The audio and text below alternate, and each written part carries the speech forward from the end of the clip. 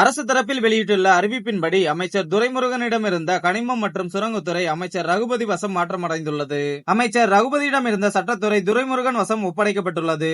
தேர்தல் நெருங்கி வரும் நிலையில் நிதி உள்ளிட்ட பல்வேறு அம்சங்களில் மிகவும் வலுவான இலாக்காவான கனிமத்துறை துரைமுருகனிடமிருந்து பறிக்கப்பட்டது கவனம் ஈர்த்துள்ளது. ஆளுநர் மாளிகை வெளியிட்டுள்ள அறிவிப்பின்படி துரைமுருகன் நீர்வளத்துறையுடன் சட்டத்துறையையும் கூடுதலாக கையாள உள்ளார். அதே நேரம் ரகுபதி இயற்கை வளம் உள்ளிட்ட துறையை கவனிக்க உள்ளார். அண்மையில் செந்தில் பாலாஜி மற்றும் பொன்முடி ஆகியோர் அமைச்சர் பதவியை ராஜினாமா செய்ததை தொடர்ந்து தமிழ்நாடு அமைச்சரவை மாற்றியமைக்கப்பட்டது. அப்போது மனோ தங்கராஜ் மீண்டும் அமைச்சரவையில் இணைக்கப்பட்டு பால்வளம் அவர் வசம் ஒப்படைக்கப்பட்டது. அதைத் தொடர்ந்து தற்போது மூத்த அமைச்சர்களான துரைமுருகன் மற்றும் ரகுபதி ஆகியோரின் இலாக்காக்கள் மாற்றப்பட்டுள்ளன.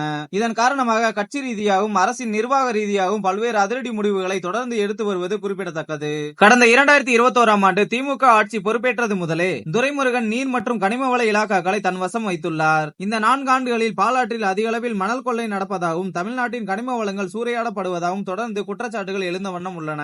இந்நிலையில்தான் அமைச்சர் துரைமுருகனின் இலாக்கா மாற்றப்பட்டுள்ளது.